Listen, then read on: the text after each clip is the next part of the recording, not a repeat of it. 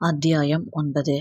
தன் கழுத்தில் தொங்கிக் கொண்டிருந்த பொன்மஞ்சள் தாலியை தூக்கிப் பார்த்தாள் ஷாலினி. திலீபன் வந்து பேசிய 2 வாரங்களில் அவனின் மனைவி ஆகியிருந்தாள். இதில் ஏதோ ஒன்று இருப்பதாக ஷாலினிக்கு பட்டது. எப்படி நிச்சயம் பண்ண இருந்த அன்றே திலீபன் வந்தான் என்று யாரும் யோசிக்கவில்லை. அனைத்தும் கடவுள் செயலாகவே நினைத்துவிட்டனர். ராஜசேகரன் கூட ஷாலினி அவரின் வீட்டிற்கு வந்ததில் மிகவும் மகிழ்ச்சியாக இருந்தார். உன்னை பிடிச்சிருக்குது, உன்னைதான் கல்யாணம் பண்ணிக்க போறேன்னு என்கிட்ட திலீப் வந்து சொன்னப்ப எனக்கு எவ்வளவு சந்தோஷம் தெரியுமா என்று காவ்யா ஆரத்தி எடுத்து அவர்களை உள்ளே அழைக்கும் போது சொல்லிக் கொண்டார் ராஜசேகரன். ஆனால் அவளால் எதையும் நம்ப முடியவில்லை. தன் மீது வெறுப்பை மட்டுமே கக்கிக் கொண்டு இருந்தவன் எப்படி தன்னை திருமணம் செய்து கொள்ள சம்மதித்திருப்பான்? ஏதோ ஒன்று சரியில்லை என நினைத்தாள். யோசித்து யோசித்து மண்டை பிளப்பது போல இருக்க தனது தலையில் 2 கைகளையும் வைத்து அமர்ந்து கொண்டாள். அம்மா காவியா, ஷாலினிக்கு முடியல போல, எவ்வளவு நேரம் ஹால்லேயே உட்கார வச்சுட்டு இருக்கிறது, உன் ரூமுக்கு கூட்டிட்டு போ என்று சொன்னார் ராஜசேகரன். அவர் சொன்னதில் அலுவலக விஷயமாக முக்கியமான அழைப்பில் ஷாலினியின் அருகில் அமர்ந்து பேசிக்கொண்டிருந்த திலீபன் அவளை திரும்பி பார்த்தான். என்னாச்சுடா, ரொம்ப முடியலையா என்று பாசமாக திலீபன் கேட்க மனதிற்குள் ரொம்ப தான் நடிக்கிறாரு, எதுக்காக இந்த நடிப்புன்னு தான் தெரியல என்று நினைத்து கொண்டாள் ஷாலினி. இல்ல, ரெஸ்ட் எடுத்தா சரியாயிடும் என்றவள் எழுந்து தன்னை கூட்டி செல்ல தயாராக இருந்த காவ்யாவுடன் அவளது அறைக்குள் நுழைந்தாள். அவர்கள் இருவரும் அறைக்குள் நுழைந்த 10வது நிமிடத்தில் 1 கிளாஸ் பாலுடன் உள்ளே நுழைந்தவன், இந்தா ஷாலு, குடிச்சிட்டு படு என்றான். அவளும் மறுபேச்சு பேசாமல் வாங்கி குடித்துவிட்டு அமர்ந்து இருக்க அவளையே பார்த்து இருந்தவனிடம், ஹலோ அண்ணா, கொஞ்சம் கிளம்புறீங்களா? ஷாலினி கொஞ்சம் ரெஸ்ட் எடுக்கட்டும் என்று காவ்யா சொல்ல, நீ எல்லாம் கிண்டல் பண்ற அளவுக்கு ஆயிடுச்சு என்று சிரித்துவிட்டு அங்கிருந்து நகர்ந்து விட்டான். அன்று இரவு தேவதை போல அலங்கரித்து திலீபனின் அறைக்கு பால் சொம்புடன் அனுப்பி வைக்கப்பட்டாள் ஷாலினி. உள்ளே தயங்கி தயங்கி நுழைந்தவளை வா என்று அழைத்து அருகில் அமர வைத்தான் திலீபன். அவளின் உடலில் ஓடும் நடுக்கம் அவனுக்கு நன்றாக புரிந்தது. ஷாலு, நான் சொல்றத என்றபடி அவளை அவன் திரும்பி பார்க்க அவள் முகம் முழுவதும் பயத்தில் வியர்வை துளிகள் பூத்து இருந்தது. என்னாச்சு என்றபடி அவளின் முகத்தில் இருந்த வியர்வை துளியை துடைக்க கையை கொண்டு சென்றவனின் கை நீண்டதும் வேகமாக பயத்தில் பின்னோக்கி நகர்ந்தாள் ஷாலினி. அவளை பார்த்தவன் முகத்தில் வேதனையின் சாயல் படிந்தது. சரி, படுத்துக்கோ என்றான். உடனே வேகமாக படுத்து கொண்டாள். அவள் முகத்தில் பயத்தினை பார்த்தவனுக்கு ஏனோ மனதில் அடிபட்ட உணர்வு. ஏன் என்றே தெரியாமல் அவளிடம் இருந்து தள்ளியே இருந்து கொண்டிருந்தான். கிட்டத்தட்ட திருமணம் ஆனதிலிருந்து 10 நாட்களாய். ஷாலினிக்கு ஏனோ அவன் இப்படி இருப்பது நிம்மதியாக இருந்தது. காலையில் எழுபவள் கல்லூரிக்கு கிளம்பி சென்று விடுவாள். இரவு வந்ததும் திலீபன் இருந்தால் கூட குளித்து முடித்து வந்து புத்தகத்தை எடுத்து வைப்பதால் அதிலேயே மூழ்கி விடுவாள். அவனை நேரடியாக சந்தித்து பயத்தில் உள்ளுக்குள் நத்தையாய் சுரண்டு கொள்வதை விட தான் உண்டு தன் வேலையுண்டு என இருக்க முடிவு செய்து விட்டாள் ஷாலினி. ஆனால் அவள் எடுத்திருக்கும் இந்த முடிவினால் திலீபன் தனக்குள் கரைந்து போவதை அவள் அறியவில்லை. எங்கே தான் அவளிடம் பேச சென்று அவள் பயந்த முகத்தையும் கலங்கிய கண்களையும் தான் மீண்டும் சந்திக்க வேண்டி வருமோ என்று நினைத்து தள்ளியே நின்று விட்டான் திலீபன். அவள் இவ்வாறு படித்து கொண்டிருக்கும் போதோ இல்லை தன் பக்கம் இருந்து பார்வையை திருப்பும் போதோ அவர்களது அறையே ஒட்டி இருந்த அலுவலக அறைக்குள் நுழைந்து கொள்வான் திலீபன். ஆனால் அவனுக்கு அது நரக வேதனையாக தான் இருந்தது. காவ்யா கூட சில நேரம் கிண்டலாக பேசுவாள். என்ன, அண்ணாக்கும் உனக்கும் நாங்க எல்லாம் கண்ணுக்கே தெரியலையா? ரூம்குள்ள போனா வெளியே வரவே மாட்டேங்கிற என்று பேச அவளுக்கு ஒரு நாள் சிரிப்பினை மட்டும் பதிலாக கொடுத்துவிட்டு விலகிவிட்டாள் ஷாலினி. இப்படியே திருமணமாகி 1 மாதம் கடந்துவிட அன்று கல்லூரியில் இருந்து வந்த ஷாலினி தனது அறையின் கதவை தாளிட்டுவிட்டு குளிக்கச் சென்று ஒரு நீண்ட டவலினை தனது மார்பை தழுவியபடி கட்டிக்கொண்டு வந்தவள் பீரோவில் தனக்கான உடைகளை தேட ஆரம்பித்தாள். அந்த நேரம் அலுவலக அறையிலிருந்து வெளியே வந்த திலீபன் அவளை இமைக்காமல் பார்த்து இருந்ததை அவள் கவனிக்கவில்லை. பொதுவாக இது திலீபன் வரும் நேரமே கிடையாது. அதனால் எப்பொழுதும் போல இருந்தாள். அவளை கண்டு மனம் சற்று தடுமாறியவன் அவளின் அருகில் சென்று பின்பக்கமாக அவளை கட்டி அணைக்க வேகமாக பதறியபடி திரும்ப நினைத்த ஷாலினியால் திரும்பவே முடியவில்லை. அவளை கட்டி அணைத்து இருந்தவன் கழுத்தில் முகம் புதைத்து முத்தமிட்டு முன்னேற ஆரம்பிக்க இப்பொழுது அவனை தன் பலம் முழுவதும் ஒன்று திரட்டி வேகமாக தள்ளியவளின் கண்களில் இருந்து கண்ணீர் நிற்காமல் வந்தது. ஓ ஷிட் என்று விட்டு அந்த அறையில் இருந்து வேகமாக வெளியேறிவிட்டான் திலீபன். அன்று அனைவரும் அமர்ந்து சாப்பிட ஆரம்பிக்க ராஜசேகரனின் பக்கமாக திரும்பிய திலீபன், மாமா, அந்த கான்ட்ராக்ட் விஷயமா நான் ஹைதராபாத் போலான்னு இருக்கேன் என்று சொல்ல, என்ன திலீப் சொல்ற? கல்யாணம் ஆகி 1 மாசம்தான் ஆகுது, அதுக்குள்ள 5 நாள் வெளியே போகணுமா? நான் போய்க்கிறேன் என்று சொன்னார் ராஜசேகரன். மாமா நான் போறேன், சொன்னா கேளுங்க என்றான் விடாப்பிடியாக. உடனே இவர்களுக்குள் இந்த வாக்குவாதம் நீளுவதை கண்ட காவ்யா, போகட்டும் விடுங்க மாமா, கல்யாணம் ஆனதுலேருந்து இவங்க 2 பேரும் என்னை கண்டுக்கிறதே இல்லை. இவங்க 2 பேருமே தான் கொஞ்சிக்கிட்டு தெரியறாங்க. எங்க அண்ணா அவன் ஒய்ஃபை ரூமுக்கு வெளியே கூட விடுறதில்ல. காலேஜும் செகண்ட் இயருங்கிறதுனால ஸ்ட்ரிக்டாக இருக்கு. நாங்களும் ஒரு 5 நாள் ஃப்ரீயாக இருக்கோமே என்று சொல்ல, அதற்கு மேல் எதுவும் பேசாமல், சரி அண்ணனும் தங்கச்சியும் முடிவு பண்ணிட்டீங்க, ஷாலினி மனசை பற்றி யோசிக்க மாட்டேங்கிறீங்க, உங்கள் இஷ்டம் என்று விட்டு சாப்பிட்டு முடித்து எழுந்து விட்டார் ராஜசேகரன். திலீபன் ஷாலினியின் பக்கமாக திரும்பி பார்க்க, அவள் கஷ்டப்பட்டு உணவை சாப்பிட்டு கொண்டிருந்தாள். அவளிடம் எதுவும் பேசாமல் அறைக்கு சென்று விட்டான் திலீபன். ஷாலினி உணவு அருந்திவிட்டு அங்கேயே அமர்ந்து இருக்க, என்ன மேடம் இன்னைக்கு இங்கேயே இருக்கீங்க என்று கிண்டலாக கேட்டாள் காவ்யா. சும்மாதான் என்றவளுடன் வந்து அமர்ந்த காவ்யா கதை கதையாக பேச, இருவரும் பேச்சு சுவாரஸ்யத்தில் முழுகிவிட்டனர். பிறகு தனக்கு பாடத்தில் இருந்த சந்தேகங்களை காவ்யா கேட்க, அதை பற்றி ஷாலினி விளக்கிக் கொண்டிருந்தாள்.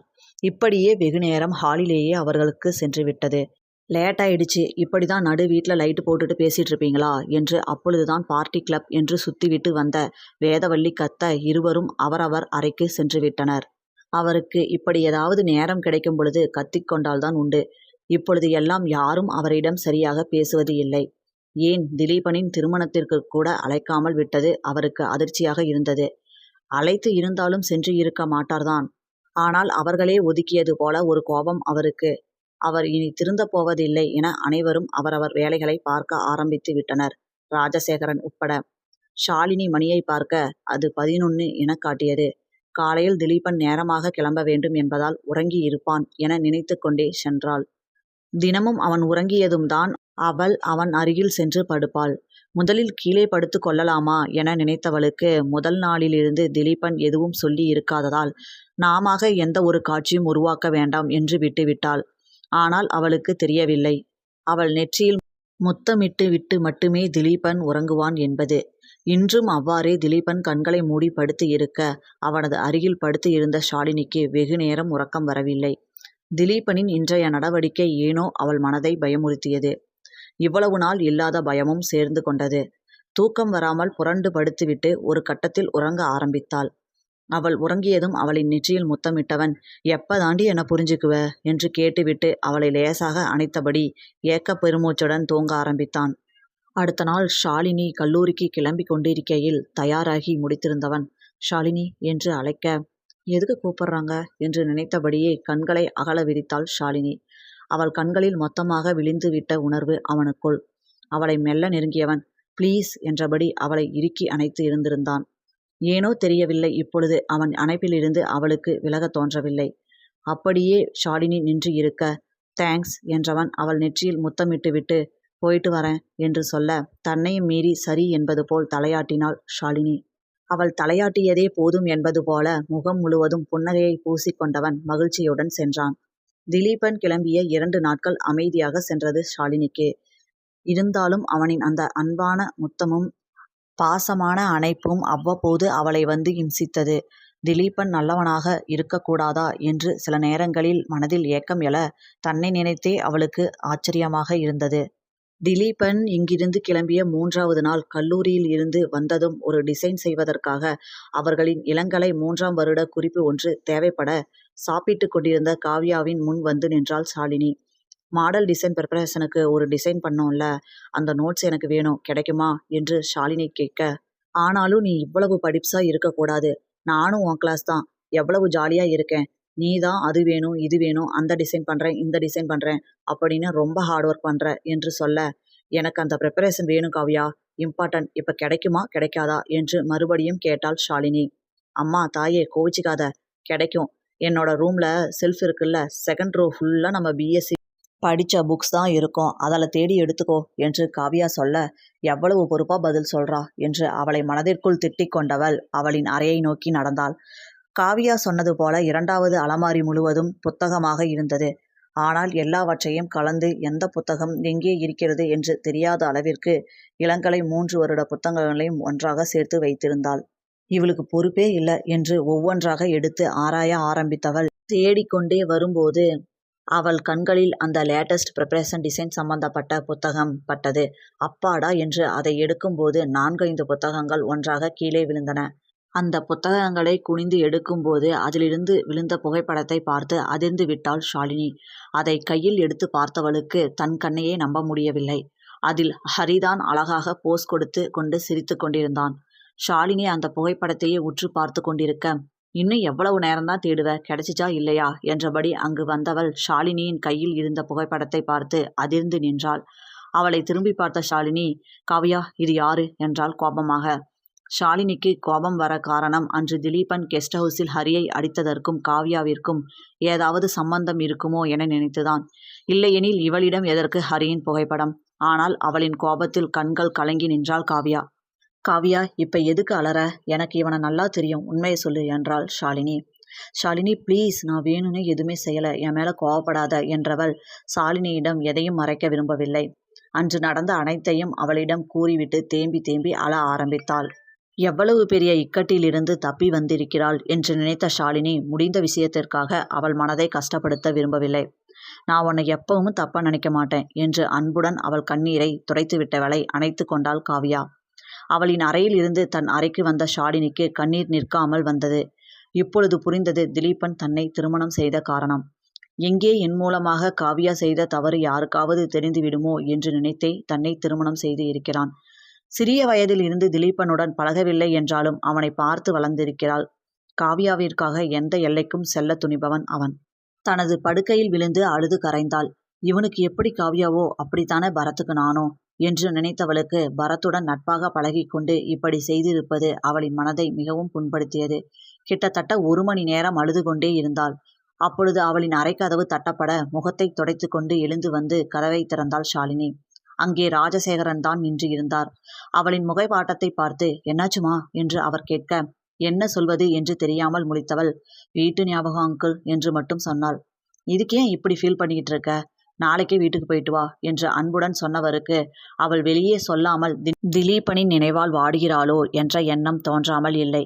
அப்பவே சொன்னேன், அண்ணன் தங்கச்சி கேட்டாங்களா என்று அவர்களை மனதிற்குள் திட்டிக் கொண்டவர், ஷாலினி, திலீபன் கபோர்டில் ஒரு கிரீன் கலரில் ஃபைல் இருக்கும், அதை மட்டும் எடுத்து கொடுமா என்று கேட்க, ஓகே அங்கிள் என்றவள் அவர் கேட்ட ஃபைலை தேட, அப்பொழுது அங்கிருந்த டைரியில் ஒரு புகைப்படம் பாதி வெளியே தெரிந்து கொண்டிருந்தது. அந்த புகைப்படத்தை எடுத்தவள் அதில் தான் இருக்க சற்று அதிர்ந்துதான் விட்டாள். இருந்தாலும் தன் அதிர்ச்சியை வெளிக்காட்டாமல் ராஜசேகரன் கேட்ட ஃபைலினை தேடி எடுத்து கொடுத்தார் அவரிடம். அவர் அங்கிருந்து சென்றதும் குழப்பத்துடன் அந்த டைரியை பிரித்து பார்க்க, ஷாலினியை சந்தித்த நாள் முதல் கிளம்புவதற்கு முந்தைய நாள் ஏற்பட்ட மனசுணக்கம் வரை எழுதி வைத்திருந்தான் திலீபன். உன்னை உயிராவே நினச்சி உனக்காகவே காத்துட்டு இருந்தவனா, உனக்கான டைம் கொடுக்கணும்னு தான் நினைக்கிறேன் ஷாலு. ஆனால் என்னால் முடியலை. உன்னை பக்கத்தில் வச்சுக்கிட்டு என்னோட ஆசையெல்லாம் கண்ட்ரோல் பண்ணிக்கிட்டு இருக்க நான் என்ன முனிவனா என்று கடைசி பக்கத்தினை முடித்து இருந்தான் திலீபன். ஷாலினிக்கு சுத்தமாக எதுவும் புரியவில்லை. திலீபன் தன்னை நேசித்திருக்கிறானா? ஆனால் ஒரு இடத்தில் கூட அது வெளிப்பட்டது இல்லையே. ஏன் இந்த 1 வருடத்தில் அவனை அவள் பார்த்தது கூட இல்லை. ஏற்கனவே குழப்பத்தில் இருந்தவளை மேலும் குழப்பி விட்டு இருந்தது இந்த டைரி. இரவு முழுவதும் குழப்பத்தில் தூங்காமல் தவித்து கொண்டு இருந்தவளுக்கு உண்மையில் தனது வீட்டிற்கு செல்ல வேண்டும் போல தோன்றியது. அடுத்த நாள் கல்லூரி கிளம்புவதற்கு முன்பு ராஜசேகரனிடம், அங்கிள், நான் இன்னைக்கு வீட்டுக்கு போயிட்டு நாளைக்கு ஈவினிங் இங்கே வந்துடட்டுமா என்று கேட்க, சரி என்றார் ராஜசேகரன். கல்லூரிக்கு சென்றவள் கல்லூரி முடிந்ததும் நேராக தனது வீட்டிற்கு சென்றாள். அங்கே பரத்தும் ஞானகுருவும் வீட்டில் இருக்கவில்லை. கனகாம்பாள் மாத்திரை போட்டுவிட்டு உறங்கிக் கொண்டிருந்தார். ஷாலினியை பார்த்ததும் முகம் மலர்ந்த அமுதா அவளின் முகம் மாட்டமாக இருக்க, என்ன ஆச்சு ஷாலினி, ஏன் ஒரு மாதிரியாக இருக்க என்று கேட்டார். அவரிடம் மட்டும் ஷாலினியால் எதுவும் மறைக்க முடியாது. அவளுடைய சின்ன சின்ன அசைவுகளை வைத்தே அவளின் மன உணர்வுகளை கணித்து விடுவார். இல்லக்கா, இப்போ எதுக்கு கல்யாணம் பண்ணோம், படித்து முடிச்சுட்டு பண்ணியிருக்கலாமோன்னு தோணுது என்றவளை ஆழ்ந்து பார்த்தார் அமுதா. அவள் பேசியதிலிருந்து இன்னும் திலீபன் எந்த உண்மையும் ஷாலினியிடம் கூறவில்லை என்பது நன்றாகவே தெரிந்தது. வேற எப்போ கல்யாணம் பண்ணி இருந்தாலும் இதை விட நல்ல வாழ்க்கையும் திலீபன் மாதிரி ஒரு நல்ல வாழ்க்கை துணையும் உனக்கு கிடைச்சிருமா ஷாலினி என்று அமுதா கேட்க, அவரை புரியாமல் பார்த்தாள் அவள்.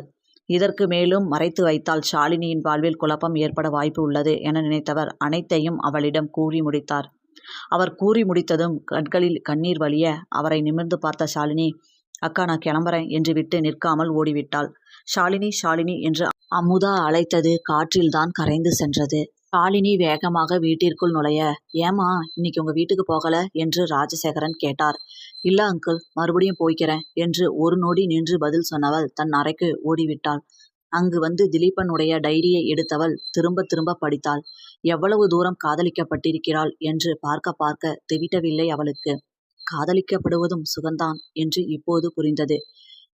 தன்னிடம் திலீபன் விளக்கம் கொடுக்காமல் இருப்பதற்கு காரணம், அவன் அவளிடம் பேச ஆரம்பித்தால் காவ்யா பற்றியும் கூற வேண்டி வரும் என்பதால்தான் என இப்பொழுது புரிந்தது ஷாலினிக்கு. தன் தங்கைக்காக தன் மனதில் இருப்பதை சொல்ல முடியாமல் தவித்து கொண்டிருப்பவனை நினைத்து இன்று வியப்பாக இருந்தது. என்னவன் நல்லவன், தூய்மையானவன் என்று நினைக்கையில் அவள் மனதில் அவ்வளவு ஆனந்தம் குடிகொண்டது. எப்பொழுது திலீபன் வருவான் என்று காத்திருக்க ஆரம்பித்து விட்டாள். திலீபன் வரவேண்டிய நாள் வந்தும் அவன் வந்து சேரவில்லை. மேலும் 2 நாட்களும் திலீபன் வராமலே நகர்ந்துவிட, ஏனோ அவளுக்கு அவனை பார்த்தே ஆக வேண்டும் என்பது போல தோன்ற ஆரம்பித்தது. இதுதான் காதலா என்று மனம் கேட்க, ஏதோ வானில் பறப்பது போன்ற ஒரு உணர்வு ஷாலினிக்கு. அன்று இரவு நாளையாவது திலீபன் வருவானா என்ற ஏக்கத்துடன் உறங்க ஆரம்பித்திருந்தாள் ஷாலினி. திடீரென இரவில் நெற்றியில் ஒரு உணர்வு தோன்ற விழுக்கென கண்களை விரித்து பார்த்தாள் ஷாலினி. அவள் நெற்றியில் முத்தமிட்டு விலகியவன் ஷாலினி முழித்ததும் சாரி சாரி என்று திலீபன் தடுமாற, காற்றில் அலையலையாய் பறந்த அவனது கேசத்தை ரசித்தாள். உடனே வேகமாக அவனது காலரை பற்றி இழுத்தவள் அவனின் இதழில் இளைப்பாற, எதிர்பாராத இந்த முத்தத்தில் மூழ்க ஆரம்பித்திருந்தான் திலீபன். இனிவரும் நாட்களில் அவர்களின் வாழ்வு வசந்தமாகும். முற்றும்.